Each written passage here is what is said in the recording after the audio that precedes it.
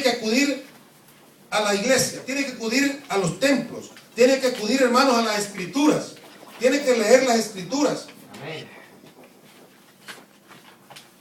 Pero a pesar de todas aquellas dificultades, hermanos, a pesar de todas las dificultades, en aquel tiempo la iglesia primitiva no se detenían en el interés, no se detenían en el anhelo, hermanos, de participar en la lectura de los libros sagrados. Y ahí estaban presentes, ahí se llenaban las sinagogas también para escuchar a los sacerdotes, para escuchar al Señor en aquel tiempo sobre las escrituras de los libros sagrados. Entonces, ¿con cuánta menos justificación nosotros, hermanos, podríamos justificar el de prescindir de leer la palabra? No nos podemos justificar, hermanos, de decir que no. ¿Para qué vamos a leer las escrituras? ¿Para qué voy a ir a la clase bíblica? ¿Para qué voy a ir a la escuela dominical?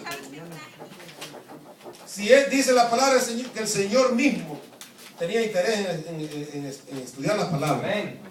Amén. Entonces, hermanos, nosotros debemos de ponernos un afán, un anhelo de siempre estar en el templo, de siempre estar escudriñando la palabra. Amén. La Biblia, hermanos, sabemos que encierra tantas verdades de la vida eterna que menospreciar el contenido de este libro, es como que usted esté menospreciando al Dios mismo. Sí, amén. Porque Dios es el que le está hablando a través de este libro, a través de esta palabra, la verdad. Y esta verdad es la que nos santifica. Así dice su palabra. A mí su palabra me enseña que la verdad que está escrita en este libro es la que me va a santificar. Amén, aleluya. Entonces, si yo desprecio las Sagradas Escrituras, si yo desprecio, hermano, la lectura de este libro, que es la Biblia, entonces yo estoy despreciando a Dios. Estoy menospreciando a Dios. Amén. Entonces, hermano, Aleluya. te invito a que imitemos a nuestro Señor Jesucristo, Amén. quien tenía como costumbre acudir al templo, acudir a la sinagoga, a escudriñar la palabra. Amén. Amén. ¿Verdad? Mire, el hermano tocó un punto bien interesante.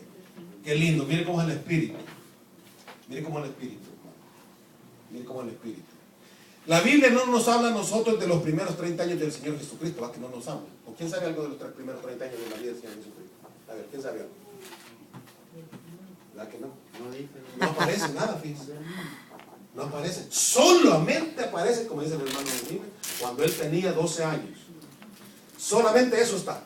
De los Amén. 30 años del Señor Jesucristo no hay nada. Solo está lo de los 12, cuando él tenía 12 años, ¿verdad? Que se quedó en Jerusalén, ¿verdad? Porque habían bajado a las fiestas de Pascua, ¿verdad? Que habían bajado todos, habían venido desde Belén, ¿verdad?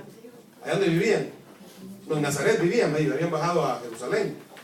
Entonces, que se quedó él ahí. Y los papás se fueron sin darse cuenta. Un día de camino, dice. Y se dieron cuenta. No, un día. Ahí dice la palabra, un día, dice ahí. Y regresaron otro día, 2 días. Entonces, cuando llegaron, lo estaban buscando. ¿A dónde lo hallaron? Templo. ¿A dónde? Templo. Templo. ¿Y por qué estaba en el templo? Porque le convenía estar en los negocios del Padre. Más vale un día en los atrios de Jehová que 1000 fuera Entonces de también a ellos. nosotros, Amén. hermanos, nos conviene estar en los negocios del Padre, en la congregación. Amén. ¿Y qué estaba haciendo él? ¿Y qué estaba haciendo él ahí? ¿Qué estaba haciendo él a los 12 años? En la congregación, ¿con quiénes estaba? Con los maestros. Con los doctores, ¿sí? Era con los doctos de la palabra. Oiga, 12 años. Más chiquito que René, quizás, ¿verdad? ¿No te tener, René? ¿Ah? Imagínate Jesús a tu edad. Jesús a tu edad estaba en el templo con los doctos, con los pastores, con los sacerdotes, estudiando la palabra. Imagínate. Amén. Y como este. Así como tú estás ahora. Y así estaba Jesús con su Biblia, discutiendo con los doctos, con los conocedores de la palabra. Y les enseñaba, y todos dice la palabra, dice la ley. Se quedaban atónitos de ver al Señor Jesús en la manera en que Él, ¿verdad?, se expresaba a los 12 años hablando de la palabra de Dios. Amén. Amén. Gloria a Dios. Y dice que los padres, ¿verdad?, se quedaron calladitos porque ni ellos entendían, ni ellos comprendían lo que Dios estaba haciendo. Y no entendió María cuando le dijo, en los negocios de mi padre me conviene estar, le dijo a la mamá, ¿verdad? Y la María se fue. Mejor siguieron camino, se lo llevaron, ¿verdad? Y ahí no se volvió a saber más de él hasta los 30 años, que regresó, ¿verdad? Imagínate, el hermano tocó esa parte bien importante, ¿verdad? Porque Jesús, hermanos, confirma el valor también de las profecías. Amén. Cuando el Señor se levantó a leer, escogió el pasaje del profeta Isaías, en el que se predecía la naturaleza de la obra que el Mesías, o sea, que nuestro Señor Jesucristo, había de ejecutar cuando viniese aquí a la tierra, cuando viniese al mundo.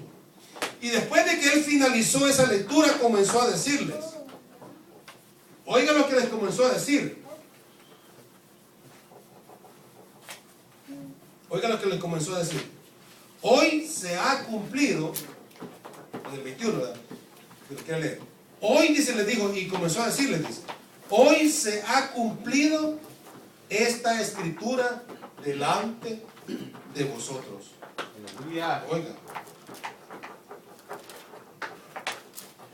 Es bien fácil comprender entonces que la elección que hizo el Señor Jesucristo en este pasaje de Isaías no fue casual, no fue por casualidad. No fue por casualidad. Él deseaba imprimir en el corazón de los reunidos en ese día, en el templo, en la sinagoga, que las palabras que habían sido leídas, que esas escrituras que él había leído en Isaías, en el libro de Isaías 61:1, porque es un libro del Antiguo Testamento, el Señor lo estaba leyendo, y entonces él quería imprimir en el corazón de los que estaban en la sinagoga, que hablaban de él, que esas palabras, que esos versos leídos hablaban de él, y que como tal, él era el maravilloso cumplimiento de esa profecía. Él era el maravilloso cumplimiento, hermanos, de esa profecía. Amén. Él era el cumplimiento de esa profecía. Y por eso muchos se quedaron tiesos, se quedaron fríos. Porque muchos no creyeron que él era el Mesías.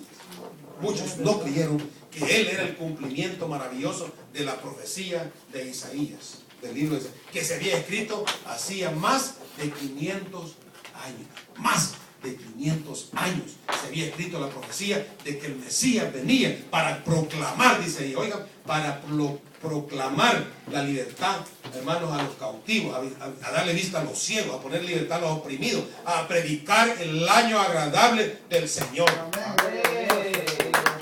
Ese es lo más fuerte que es para la vida.